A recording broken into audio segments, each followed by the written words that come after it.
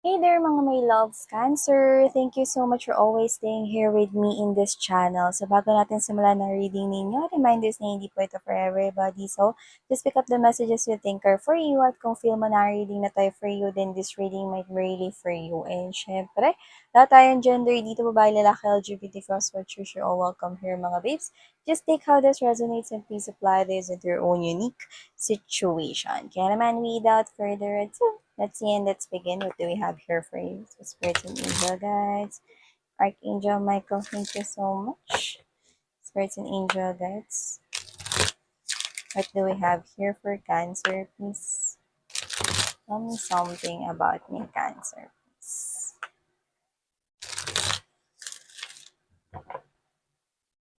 Cancer, mukhang may makikilala kayo ritong someone significant. Pwedeng maging special siya sa life ninyo. Pwedeng ma-meet nyo siya sa isang birthday yan. Birthday yan. Sa isang celebration, sa isang kasal, sa isang ceremony, seminar, gathering, concert, fan meeting, kung saan man yan. Okay? This person right here is somewhat special. But let's see, no? Kung siya ba ay meant to stay or meant to go away. Oh. Okay, let's see. Okay, I'm seeing that this person right here is someone who is not yet healed sa kanyang past relationship, no? Maaring makilala mo siya, no, na hindi pa siya fully healed. Okay, so hindi pa siya open for relationship totally.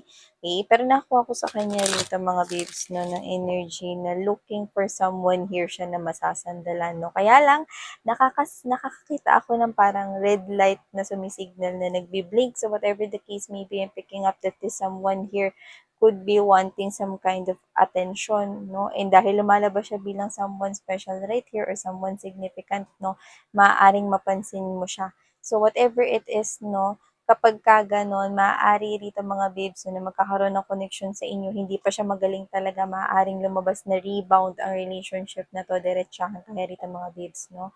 So this person right here is someone here na hindi pa fully healed from his or her past relationship. Yung iba kakabreak pa lang yan sa boyfriend or girlfriend niya, yung iba kakahiwalay pa lang sa kanilang husband or wife right here, no. Hindi pa siya magaling. Okay, so regardless kung kailan siya naghiwalay dun sa kanyang partner right here, no, naghahanap siya rito ng attention from others at mukhang ikaw yung nakikita ko rito, no, na next na mai-involve sa kanyang life. So, just pay attention to the red flags right here and know other people's background, especially kung ito ay bagong person na papasok pa lamang sa inyong life. Okay? So, yeah. See? Cut it. Okay. See? Sa isang celebration, maaaring kasalan.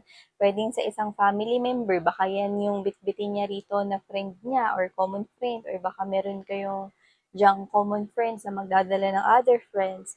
Basta celebration, not just wedding, pero may gathering, okay?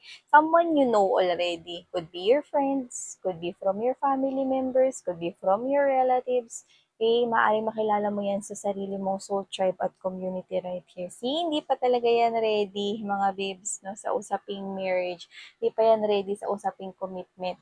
Sa usaping relationship, sa connection, yes, no, kasi yun yung hinahanap niya rito. Parang ang nasa isip kasi niya rito, mga babes, no, is matutulungan siya ng isang panibagong relationship, no. Pag nag-hop siya into a new relationship, no, parang ang mangyayari is ganito, no, ikaw yung maghi-heal sa kanya rito, no, to the point na hindi pa talaga siya totally nakaka-move on from his or her past at ang nagiging solusyon niya rito, no, is ibigay yung responsibilidad sa iyo kasi ikaw yung nakikita kong masusunod na mai-involve sa buhay niya. Ibigay yung responsibilidad sa iyo at ikaw yung sasalo nito. Mahirap pumasok sa isang relationship na hindi pa fully healed ang iyong magiging kapareha. Yeah. So see, we have here the temperance. Okay, so ilagay na muna natin lahat mga babes. No? See, iniwan kasi siya. Iniwan siya, sobrang mahal niya yung tao na yun. The next person na may involve sa buhay mo rito, Cancer, no, ay hindi pa magaling sa kanyang ex. Actually, I'm getting this kind of instance na hinihintay niya bumalik yung person na yun. Yan, no? At kung sakaling bumalik yung past person niya na yun, no, iiwanan ka nito. Okay? Kasi sa puso niya, iniintay niya talagang bumalik yun. Alam mo kung ano nakikita ko sa kanya? This is the type of person here na sinasabi niya sa mga people around him or her, okay na ako eh, hindi na ako affected dun sa ex ko. Pero every night, I'm seeing this person crying. Every day, I'm seeing this person cannot focus sa kanyang work, sa kanyang study, sa kanyang trabaho, sa kanyang business. So, hindi siya makafocus kasi deep down into this person's heart, see, meron pa rin talagang nagmamay-ari ng puso niya at yun yung taong nang iwan sa kanya. Well, mga babes, kung magiging interesado kayo sa kanya at eto nga talaga yung next na person na mai-involve kayo sa inyong life, no?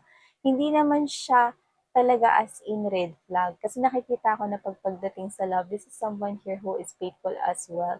But I'm picking up na hindi pa siya talaga magaling from his or her ex. Kasi the moment yung nasa isip niya rito, nakikita ko siya naghihintay. Nakikita niya pa rin yung taong yun, okay? Yung nang iwan sa kanya, nakikita niya pa rin ngayon yung tao na yun bilang person niya. Umaasa siyang babalik yun sa buhay niya. At kung sakali man, mga babes, no, na magda-dive in kayo into this connection at bumalik yung ex niya, walang ni honey ho, iiwan kayo nito. This is a warning for you guys. Because this person is seeing his or her future with his or her ex. Nakikita niya yung future niya sa ex niya. Naghihintay siya rito. Pero gusto niya rito na parang, alam mo yun, no, maging okay. Kasi gusto niya rito makahanap ng parang magpapagaling ng kanya ritong loob. I'm getting this kind of energy na ikaw yung next person na may involve sa life niya right here, Cancer. So, I'm picking up that this person here needs to heal. At hindi naman talaga madali na mag-heal, lalo na kung hihintay ka pa, no? Lalo na dun pa sa person na nang iwan sa'yo. So, this person is actually, okay, not yet ready to fall in love with another person. Kasi ganyan pa yung state of mind niya rito. May hinihintay pa rin siya rito. Wala siyang pakialam rito. Okay? Sa mga makikilala niyang bago kahit sa'yo. Okay? Pero maaari kasi na kung magiging connected ka sa kanya, nakikita ko kasi na ikaw ay isang pursuer at posible rin kasi na maagaw nitong tao na tong attention mo, no? So, just be advised na galing lang yan sa heartbreak at magiging rebound lang rin yung inyong connection. At saka, sa trueness lang mga babes, no, hindi niya nakikita kayo bilang isang solid na foundation. Kasi nakikita niya pa yung ex niya bilang ang kanyang one and only true love. Yeah, that's what I'm getting. See? Super attached pa rin siya with the devil right here sa kanyang past. See? May chain pa rin dito, mga babes, no? Alam niyo naman na may chain yung the devil, mga babes, no? Naka-blurred lang dito kasi whitey restrictions. Pero may chain pa rin. So, ibig sabihin, naka-attach pa rin siya sa ex niya. Naghihintay pa rin siya rito ng palihim, no? Naghihintay pa rin siya rito ng contact sa ex niya. Naghihintay siya rito ng tawag. Naghihintay siya na bumalik yung tao na yun. Pero gusto niya maghintay nang hindi niya masyadong nararamdaman yung pain at sakit. Gusto niya makalimot habang naghihintay siya. See? So, naging ano mo pa, naging responsibilidad mo pa siya rito. See? This person wants rebirth sa kanyang ex. See? Death card with this devil. This person wants rebirth with his or her ex-person right here. Oh no. Let's not get involved with someone who is not yet fully healed. This person is just, see, this person is waiting for some kind of changes with the Wheel of Fortune right here. See? This is the type of energy. Okay? Na naghihintay pa rito ng rebirth sa kanyang ex-person. Well, I'm hearing syunga. This person here na mako-connect sa inyo, no, is nagpapakasyunga pa rin siya sa kanya ex. Kasi I'm getting this kind of energy here na sumakabilang bahay itong ex niya na ito or lumipat sa isang connection. No? To the point na parang hindi niya nakikita yung red flag because he or she is too much blinded by the love, which is mali na. Dahil dito, no? Hindi niya nakikita yung halaga ng sarili niya, na deserve niya rito yung more, no? And whatever the case may be, I think, no, pinaasa siya rito ng ex niya. Well, Cancer, whoever this person is, if you really want this new girl or new guy right here, okay, let this person heal first. Pero matatagalan. Okay? This person is significant na parating sa buhay mo kasi may baggages siyang dala. Excess baggages. Okay? So, yeah. Okay, spirits are warning you guys. Okay, you may take this as your guidance here. So, thank you so much, Cancer. Love and life. And yeah.